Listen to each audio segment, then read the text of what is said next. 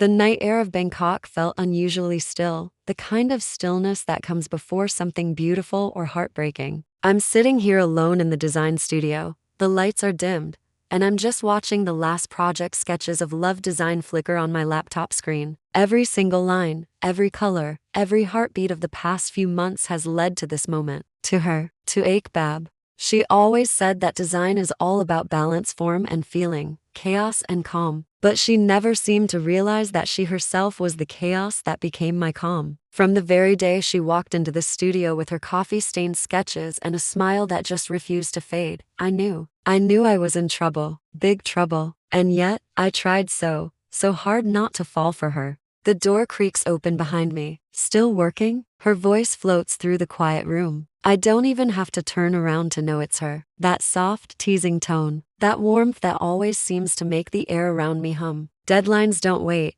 I say, pretending to focus on my screen, trying to keep my voice steady. She walks closer.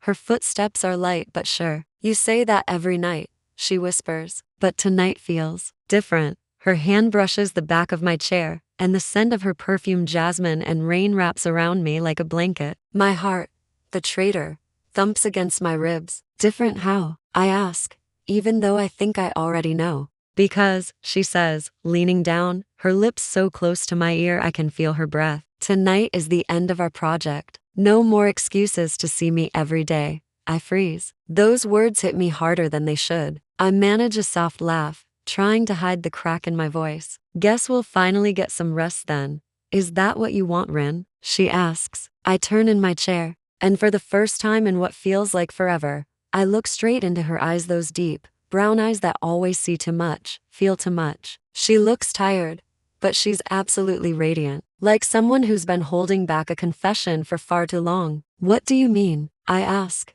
my voice barely a whisper. She bites her lip, a flicker of nervousness in her eyes, but her gaze doesn't waver. You keep pretending this is just about work, but it's not, is it? My breath catches in my throat. I want to say something clever, to laugh it off and change the subject, but my silence is spilling the truth all over the floor between us. Aokbab steps closer until our knees are touching. I don't want to design love anymore, she says, her voice shaking just a little. I want to be in it, with you. The entire room seems to stop breathing. My pulse is racing, wild and completely unrestrained. I'd waited so long for this moment, dreamed of it, denied it, but now that it's here, all I feel is fear tangled up with this overwhelming longing. Aokbab, I whisper, her name breaking softly on my tongue. You don't know what you're saying. She smiles, a little sadly. I know exactly what I'm saying. Her hand finds mine, it's warm, steady, real. You make me brave, Rin. You always have.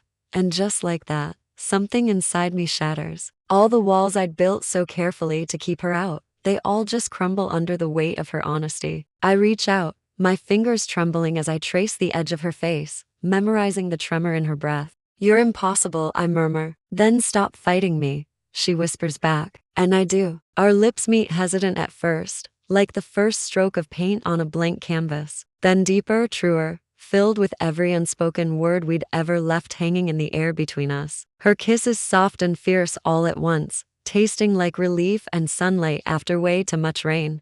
I feel the world around us just blur away, the whir of the ceiling fan, the city lights beyond the window, the faint hum of music still playing from my laptop. None of it matters, only her. When we finally pull apart, her forehead rests against mine, our breath mingling in quiet laughter. So, she teases, her voice light, does this mean the project's finally complete? I smile, my thumb gently brushing her cheek. No, I say softly, this is just the prototype. She laughs, that beautiful, wonderful sound that makes everything right again. That night, as the studio lights faded and dawn began to color the sky, I realized something simple, yet so profound. Love isn't something you design, it's something you just let happen. And for the first time in forever, I did. Finally, she was mine. Finally, I was hers. Finally, we were real.